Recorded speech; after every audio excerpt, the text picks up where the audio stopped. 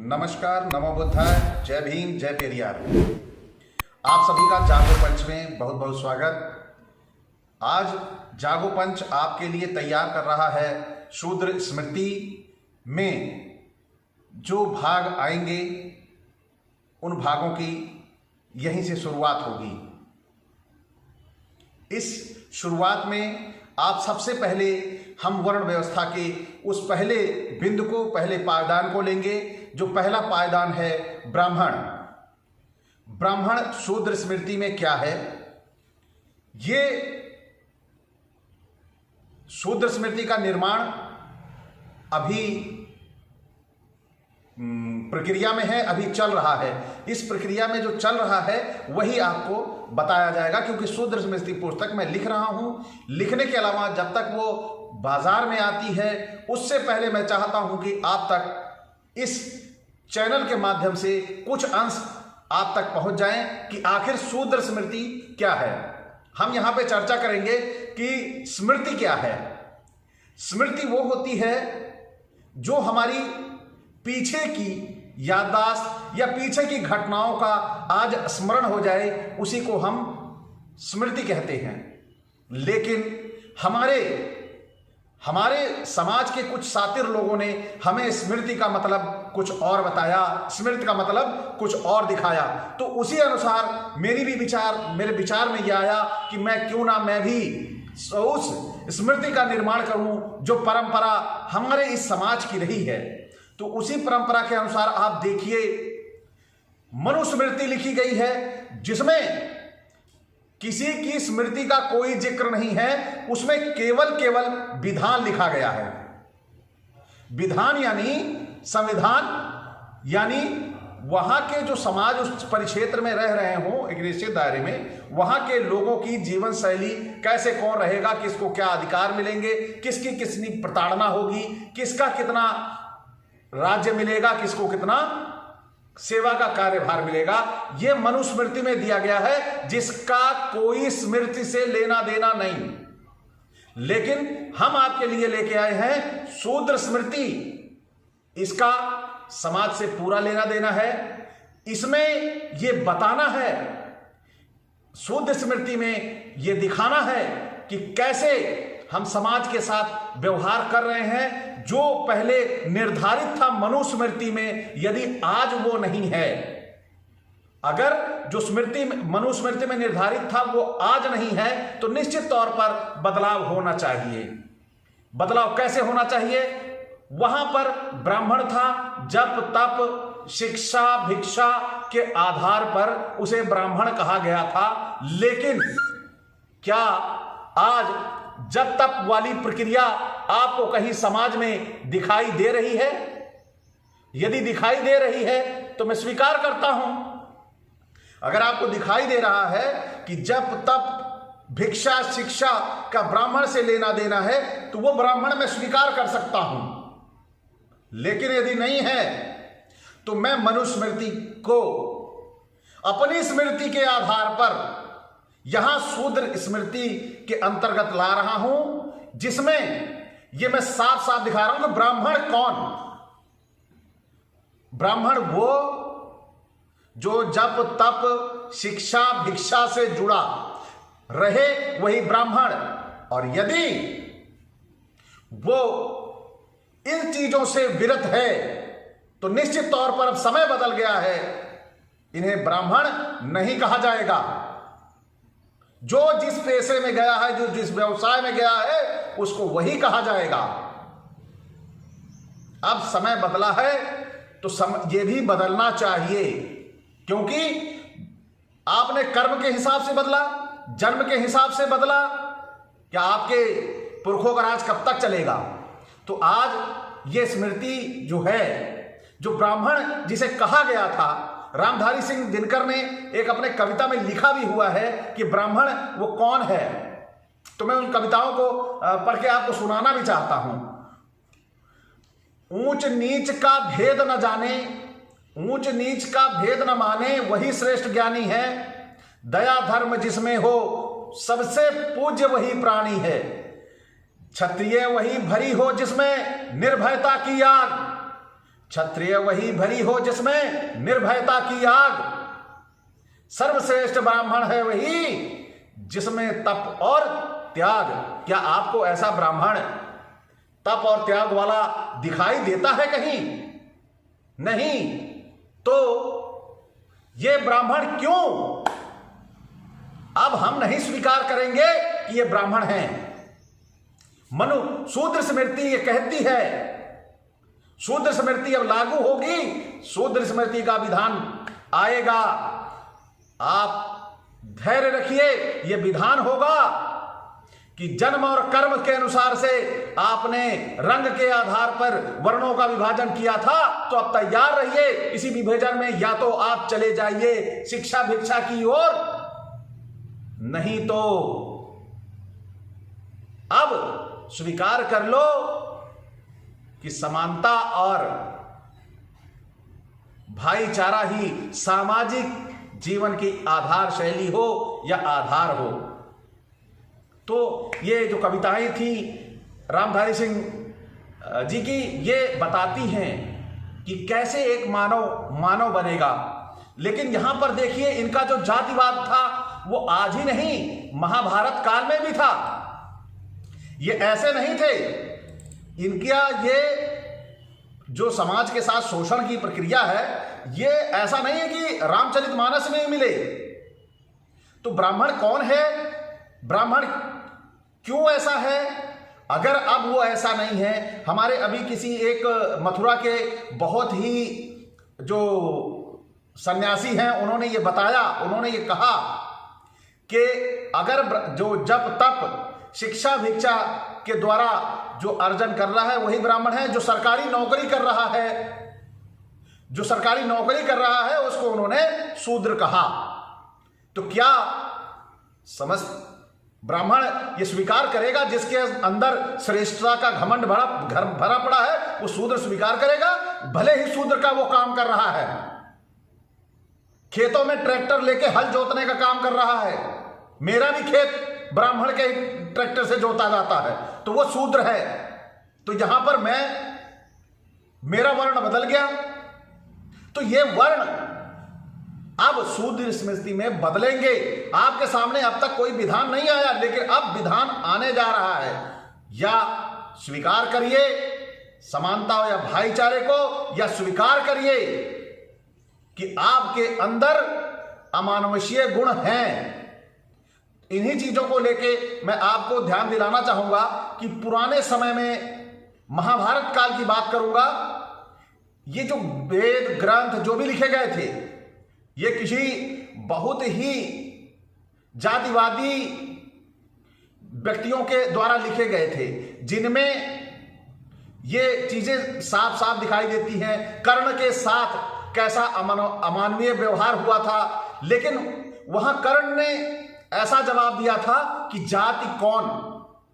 तो यहां मैं उस चीज को भी पढ़ के सुनाऊंगा, जब वहां पे कर्ण के साथ ऐसी भावनाएं आई, ये पूछा कि ये सूत पुत्र है, ये सूत्र पुत्र है, ये राजपूतों के काम नहीं कर पाएगा द्वंद्व युद्ध के लिए। तो वहां पर द्वंद्व युद्ध के लिए ललकारा उसने। तो उस ललकारे पे तकलीफ हुई, जो वहां पे जातिवादी लोग थे वहां बोलते कि क्या है द्वंद्व युद्ध के लिए पार्थ। फिर उसने ललकारा अर्जुन को चुप ही रहने का, गुरु ने किया इशारा, यानी अर्जुन को चुप रहने के लिए उनके गुरु कृपाचार्य ने कहा, इशारा किया कि चुप रहो। तो कृपाचार्य ने कहा, सुनो हे वीर युवक अनजान, भरत वंश अंत वंश पांडु की अर्जुन है संतान, क्षत्रिय आगे है थोड़ा, हाँ, क्षत्रिय है ये राजपुत्रिया, जिस तिस में हाथापाई में कूद पड़ेगा, अर्जुन से लड़ना हो तो मत गढ़ो सभा में मौन, नाम धाम कुछ कहो, बताओ कि तुम जाति के हो कौन। रामधारी सिंह जी ने ये कविताएं जो लिखी थी, ये कविताएं वाकई ही बहुत ही विचारणीय हैं। तो यहां पर जब कर्ण से यह सवाल किया गया कि तुम जाति के हो कौन, तो बड़ा ही करारा जवाब था। तो आप समझ सकते हैं ऐसे करारे जवाबों में हमें क्या कहना है, हमें क्या बताना है कि आज हमारी पहचान क्या है। हमारी शूरवीरता का लोहा, हमारी शूरवीरता का लोहा मानने के लिए चारों तरफ इनके अंदर आज भी खौफ भरा पड़ा है। ये अंगूठा काट लेते हैं, वो खौफ है, वो खौफ है। डॉक्टर अंबेडकर की मूर्तियों पर तोड़ने का काम करते हैं, कालिक पोतने का काम करते हैं, वो खौफ है वो मूर्ति में। और इनकी मूर्तियों में सारे हाथों में औजार हैं, फिर भी कोई खौफ नहीं है, किसी को कोई डर नहीं है उनसे, क्योंकि उनमें कोई दम नहीं है। लेकिन डॉक्टर अंबेडकर की आप मूर्तियों को देखिए, ये तोड़ने का काम करते हैं। जानते हैं क्यों? ये वही खौफ है, वो अंदर तक इनके समाया है। वही खौफ कर्ण के साथ हुआ था, कर्ण ने दिखाया था, जिसका आभास उन सब लोगों के बीच में था। तो वो खौफ क्या था?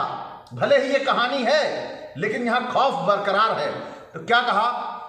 जाति हायरी जाति कर्ण का हृदय क्षोभ से डोला, जाति हायरी जाति कर्ण का हृदय क्षोभ से डोला, कुपित सूर्य की ओर देखकर वीर क्रोध से बोला, जाति जाति रटते जिनकी पूंज के केवल पाखंड, जाति जाति रटते जिनकी पूंज केवल पाखंड, मैं क्या जानूं जाति, जाति है मेरे भुजदंड। तो यहां पर जो भी शब्द कर्ण ने बोले या रामधारी सिंह की भाषा में ये जो कविता आई, ये कविता क्या बताती है हमें? हमारी काबिलियत पे ग्रहण लगा रखा है। कैसे? हमें शिक्षा से विरत रखा जाता है, शिक्षण संस्थानों में एडमिशन नहीं दिया जाता है, हमें इनका ये दबाव रहता है कि प्राइमरी स्कूल चलता रहे, प्राइमरी स्कूल के बीच में ये मिड डे मील रख देंगे कि हमारे बच्चे वहां पर जाएं और उस खाने के प्रति आकृष्ट होकर जाएं। वहां पे शिक्षा की क्वालिटी निम्न कर दी है। इन्हीं के हाथ में आज भी है शिक्षा। और इनके स्कूलों में जाओ तो आज इनके स्कूलों में वही देखने को मिलता है, इनके ही बच्चे तेज तर्रार की होते हैं, हमारे बच्चों में जो हो रहा होता है उसे ये बहुत पीछे कर देते हैं। लेकिन तब भी समय बदल गया है, हमारी प्रतिभाएं अब सामने दिखती हैं। आज भी अगर देख लिया जाए तो फौज में ओबीसी एससी के अलावा दूसरों की संख्या मात्र गिनती की होगी। तो यह सवाल है कि जाति वैमनस्यता बनाने की संरचना जहां से शुरू हुई, मनुस्मृति, मैं उसी की चर्चा में फिर आगे बढ़ाऊंगा कि शूद्र स्मृति आएगी तो शूद्र स्मृति अपना कितना प्रभाव डालेगी इनकी इस मनुस्मृति वाली प्रक्रिया पे, जिसमें आज हमारी चर्चा जो है कि ब्राह्मण कौन है। ब्राह्मण पीछे पुरुष सूक्त के अनुसार, मनुस्मृति के अनुसार, ऋग्वेद के अनुसार या अन्य जातक कथाओं के अनुसार जो ब्राह्मण हम उसमें पढ़ते हैं, तो ब्राह्मण के विषय में जो भी लिखा गया है आज तक यही लिखा गया है कि वह शिक्षा देने का काम करेगा, भिक्षा लेने का काम करेगा और जप तप ध्यान का काम करेगा। आज अब समाज में जब जप तप ध्यान हट गया है, कौन सा ब्राह्मण जप तप कर रहा है? जिसने जूते की दुकान खोल रखी है वो जप तप कर रहा है, या दुकान पे पहुंचकर उसने अगरबत्ती जला दी तो क्या वो जप तप हो गया? या उसने किराने की दुकान खोल रखी है, उस किराने की दुकान पर दिन भर बैठा आटा चावल दाल नमक बेच रहा है, वो उसका तप हो गया? नहीं। अगर वो तप नहीं हुआ तो वो ब्राह्मण कैसे हुआ? जब जन्मना जायता शूद्रा, जब वो शूद्र पैदा हुआ तो कौन सी इसने शिक्षा दीक्षा प्राप्त की? यही कि उसने 5वीं पास की, हाई स्कूल पास किया, इंटरमीडिएट किया, ग्रेजुएशन कर लिया। उसने संस्कृत की कोई डिग्री ली या कोई संस्कृत का वो प्रकांड उसने अध्ययन बनने के लिए, प्रकांड विद्वान बनने के लिए कोई ऐसा संस्कृत का अध्ययन किया या किसी शोध विद्यालय में संस्कृत के गया? नहीं गया। जब जूते की दुकान खोल रहा है, किराने की दुकान खोल रहा है, साड़ी की दुकान खोल रहा है, चप्पल बेचने का काम कर रहा है, तो वो ब्राह्मण कैसे? जब वो शूद्र पैदा हुआ था तो ब्राह्मण कैसे? अब जब तप ध्यान शिक्षा उसके मध्य से हट गया तो ब्राह्मण कैसे? तो आज शूद्र स्मृति में वो परिपाटी बदलेगी। उन्होंने जबरन हम पे थोपा कि हम शूद्र हैं, उनके विधान के अनुसार, उनकी मनुस्मृति के अनुसार हम शूद्र हैं। तो आज जब शूद्र स्मृति आ रही है तो उन्हें यानी ब्राह्मण को कौन सी संज्ञा दी जाए? क्या जो जूते की दुकान कर रहा है उसे कौन सी जाति में रखा जाए? जो किराने की दुकान कर रहा है उसे कौन सी जाति में रखा जाए? जो साड़ी की दुकान किया हुआ है उसे कौन से उसमें रखा जाए जाति में? और जिसने ठेला चलाया हुआ है छोला भटूरा बनाने का, चाय की दुकान खोल रखी है, और जो होटल खोला हुआ है खाना पीना बनाने का, इनको सबको कौन सी जाति में रखा जाए?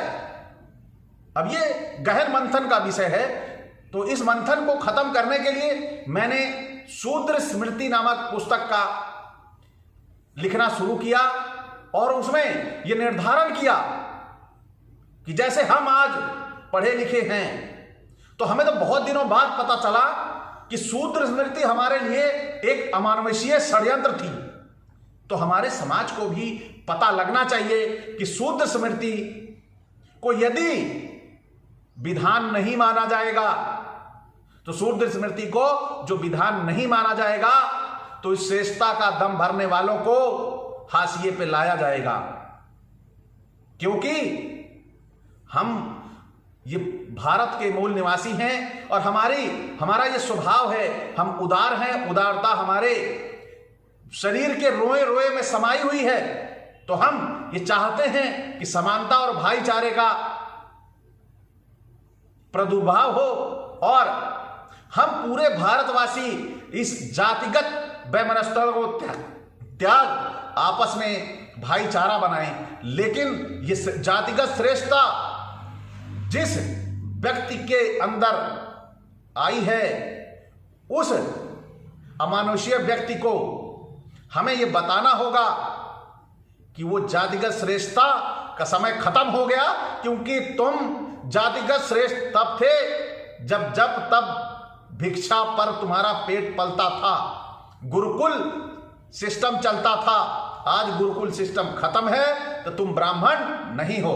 और तुम यदि ब्राह्मण हो तो उसी तरह जैसे किसी की जमीन पर कोई कब्जा करके घर बना ले तो उसे भूमाफिया कहते हैं। और यहां पर अगर आप जबरदस्ती ब्राह्मण बने हुए हो तो स्वयंभू श्रेष्ठता के शिकार हो। तो आज मैं ये जो आपके बीच में एपिसोड की शुरुआत करने जा रहा हूं, शूद्र स्मृति में ब्राह्मण कौन, आज का जो शीर्षक था, इसमें हमें ये लेके आना है कि ब्राह्मण कौन। ब्राह्मण क्या वही जो मनुस्मृति ने बताया है, या ब्राह्मण वो जो आज सामने आके बैठा हुआ है? इसने बताया कि ब्राह्मण जब तप ज्ञान ध्यान शिक्षा भिक्षा में रहेगा। और इसने क्या बताया? इसने इन जो चीजें हैं इसको एक सिरे से खारिज कर रखा है। जूते की दुकान, चप्पल की दुकान, ठेला, छोला भटूरा बनाना, ये सारे काम तो शूद्रों के कर रहा है और ब्राह्मण भी बना रहना चाहता है। देखिए कैसी सातिरता, ये मलाई एक ही तरफ खाओ ना। इधर या तो मंदिर में घंटा बजाओ या तो ये चाय टपरी ठेला ये सब बंद करो, सब्जी की दुकान बंद करो। तो हमें इनके लिए लाना है शूद्र स्मृति। या तो ये छोड़ के भागे, यहां पहुंचे, जाके जंगल में घंटा बजाएं, आश्रम में रहे, हम लोग खाना पीना देंगे, क्योंकि हमारा तो संस्कार है दान मान देना, दान मान देते रहेंगे। अब आप देख रहे हैं ये यहां से हट के बड़े बड़े रजवाड़े बनाए बैठे हैं। तो ये रजवाड़े क्या है? आश्रम है। सारा मजा तो तुम ले रहे हो शूद्रों वाला। तो आखिर ब्राह्मण क्यों बने रहना चाहते हो? सवाल है मेरा, कब तक ये झूठ का पिटारा हम लोगों के सिर पे फोड़ोगे? अब आपके फूटेगा। वो कैसे फूटेगा? शूद्र स्मृति के द्वारा। अब ब्राह्मण नहीं रहोगे। अगर हमें जबरन तुमने थोपा, शूद्र बनाया, तो हम भी तुम्हें ब्राह्मण अब जबरन नहीं रहने देंगे। जूते की दुकान खोलने वाला, जिस जात ने आपने संबोधित किया था उसी से संबोधित किए जाओगे। बहुत जल्द समाज में यह पुस्तक होगी और सभी उस दुकान पे पहुंचने पे सबसे पहले का क्या काम करेंगे? जानबूझकर आपको एहसास दिलाएंगे कि आप जूते के दुकान वाले तिवारी शू हाउस नहीं हैं। आप तिवारी शू हाउस नहीं हैं, आप एक जूता वाले हैं। जूता वाला कौन हुआ? मोची। तो तिवारी शू हाउस नहीं, उसमें लिखो मोची शू हाउस। कपड़ा बेच रहे हो तो वही जात लिखे जाओगे। अब भूल जाओ अपने ब्राह्मणत्व को, क्योंकि ब्राह्मणत्व क्या था? जप तप शिक्षा ध्यान ये सब था। उसी तरह जैसे जबरन हमारे मुख्यमंत्री जी योगी बने हुए हैं। अब ये योगी नहीं है, ये भोगी है। तो सबका निर्धारण आप ही नहीं करोगे, कुछ का निर्धारण हमारे ऊपर भी छोड़ो। हम भी अब पढ़े लिखे हैं, अब शिक्षित हैं, लेकिन हमारी बातें आपको अच्छी नहीं लगेंगी, स्वीकार्य नहीं होंगी। क्यों नहीं होंगी? क्योंकि आदत बन चुकी है तुम्हारी हमारे ऊपर हर चीज थोपने की। तो अब थोपना आपका नहीं, हमारा भी जारी होगा। अब योगी वही होगा जो आश्रम में योग तपस्या कर रहा होगा। अब जो लौट के आएगा, रजवाड़ा चलाएगा, तो यो योगी नहीं, नौटंकी बात छदम बेसिए कहलाएगा। तो उसी तरह ब्राह्मण कौन? ब्राह्मण वो जप तप ज्ञान ध्यान से मतलब रखेगा, वही भिक्षा से वही ब्राह्मण। उसके अलावा जो जहां मिले उसको वही जात से बोलो। तिवारी का टैग हटाओ, मिश्रा का टैग हटाओ, या तो शूद्र बन जाओ। तो अब बहुत हुआ ये तुम्हारा अत्याचार।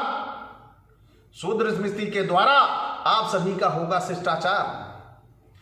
तो आप सभी साथियों को मैं ये निवेदन करना चाहूंगा, आग्रह करना चाहूंगा कि आप सभी जागो पंच चैनल को लाइक और सब्सक्राइब करें और अपने और साथियों के पास इसे भेजें लाइक और सब्सक्राइब करने के लिए।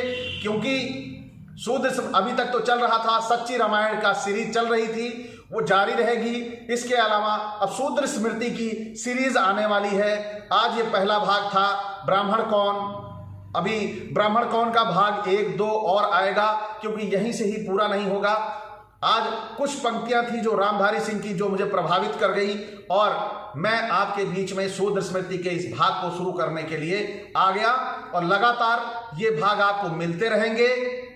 तो मैं आप सभी से चाहूंगा कि इस चैनल को लाइक और सब्सक्राइब करें और ज़्यादा से ज़्यादा अपने साथियों को इस चैनल के बारे में बताएं कि इस चैनल पर आपको क्या मिलने वाला है, कैसे षड्यंत्र के द्वारा हम मेहनती लोगों को शूद्र बनाया गया।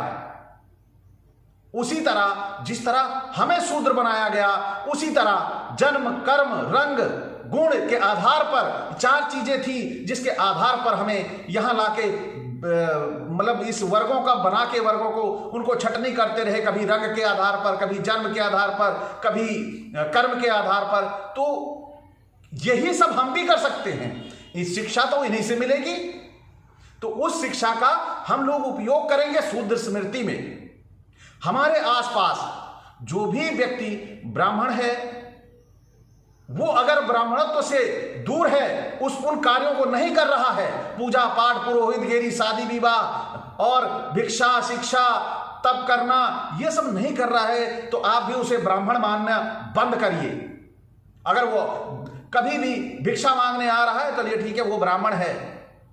एक भिखारी जो आपके यहां से खाना मांगने आ रहा है, वो ब्राह्मण है, उसे मानिए जो भिक्षा मांग रहा है, जो तप कर रहा है। लेकिन जो नहीं कर रहा है, जूते की दुकान, चप्पल की दुकान, ठेला, उसको मत मानिए, अब बंद करिए। यही शूद्र स्मृति का थीम है, यही हमारी शूद्र स्मृति का थीम है। आप सभी से अपेक्षा है कि इस चैनल को आप ज्यादा से ज्यादा लोगों के बीच पहुंचाएंगे, जिससे आने वाले समय में हमारे इस अनुसंधान को, हमारी इस खोज को ज्यादा से ज्यादा लोगों तक पहुंचाया जा सकेगा।